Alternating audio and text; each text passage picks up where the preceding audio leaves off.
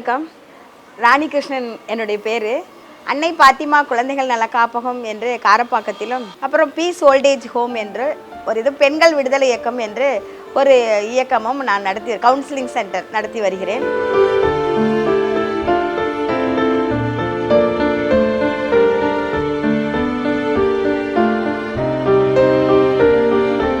நான் அடுப்பூதும் பெண்களுக்கு படிப்பு எதற்குன்னு அந்த நாளில் எல்லாம் பேசியிருக்கிறாங்க. பெரிய படிப்பெல்லாம் எதுக்கு போதும் அப்படின்லாம் சொல்லுவாங்க. எங்கள் அப்பா ஒரு பெரிய குடிகாரரு, அம்மாவை போட்டு அடிச்சிருவாங்க. நாங்கள் 6 பேர் நாங்கள். ஆனால் எங்களுக்கு படிப்பெல்லாம் அப்பாவால் தான் எனக்கு கெட்டு போச்சு.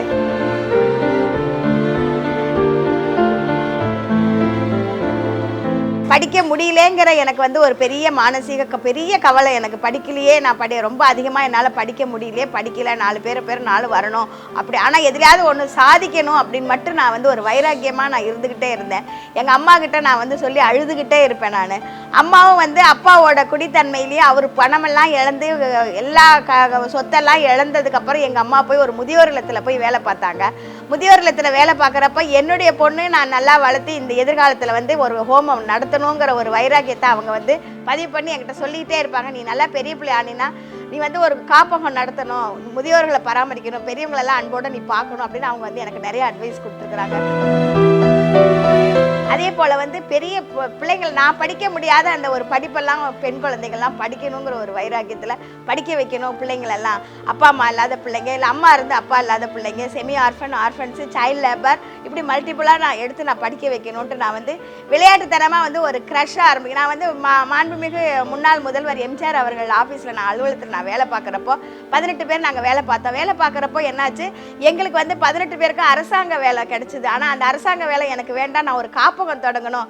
எங்கள் அம்மா கிட்ட நான் சின்ன வயசுலேருந்து நான் சொல்லியிருக்கிறேன். அதனால எனக்கு அந்த காப்பகம் தொடங்குறதுக்கு ஒரு இடம் எனக்கு சின்ன இடமா ஒன்று கொடுங்க அப்படின்னு அவர்கிட்ட நான் முறையிட்ட போது எனக்கு இந்த காரப்பாக்கத்தில் அன்றைய ஜலால் ஐஏஎஸ் ஆஃபீஸர் காரப்பாக்கத்தில் OMRல எனக்கு இந்த 1 ஏக்கர் இடத்த கொடுத்து எனக்கு இந்த நீங்கள் குழந்தைகள் காப்பகம் முதியோர்கள் அப்படி தொடங்கலாம் அப்படின்னு சொன்னாங்க.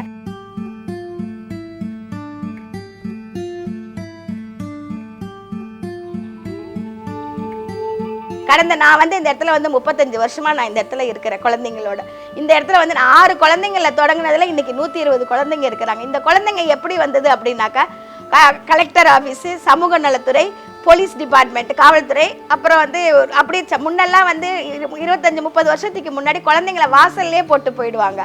அந்த மாதிரி குழந்தைங்களெல்லாம் எடுத்து வளர்த்து ஆளாக்கி இன்றைக்கி நான் அவங்களாம் நல்ல நிலைமைகளில் வெளிநாட்டிலையும் வேலை பார்க்குறாங்க. இங்கே பிள்ளைங்கள்லாம் படித்து கல்யாணமும் பண்ணி கொடுத்துருக்குறேன். அதெல்லாம் எனக்கு ரொம்ப பெருமை தான். எனக்கு இப்போ எனக்கு திருமணம் ஆகி எங்களுக்கு குழந்தைங்க இல்லாட்டி கூட இவ்வளோ குழந்தைங்க என்னை அம்மானு கூப்பிட்றப்போ எனக்கு அதில் வர சந்தோஷம் எனக்கு இந்த சர்வீஸில் எடுத்துகிட்டு போகுது.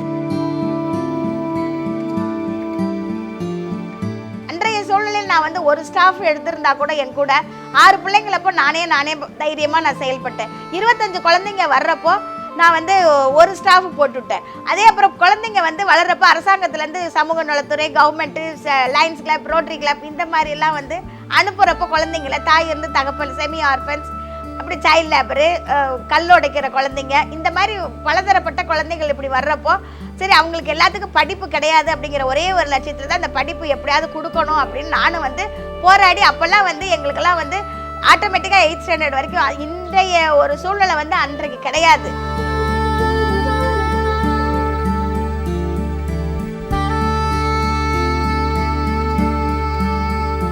அப்போ இருந்தாலும் போராடி அந்த பிள்ளைங்களை நான் ஜூலின்னு ஒரு என்னோட சிஸ்டரை ஜூலியை தயார் பண்ணி அவங்கள நல்ல படிப்பு அறிவுலாம் அவங்களுக்கு சொல்லி கொடுத்து அந்த மாதிரி ஒன்று பண்ணினாங்க. அதுக்கு அடுத்து ஸ்டாஃபுங்களை நான் லைன் பை லைனாக நான் போட்டு இன்றைக்கி ஒரு 12 ஸ்டாஃபுங்க இன்றைக்கி நம்ம இடத்துல வேலை பார்க்குறாங்க.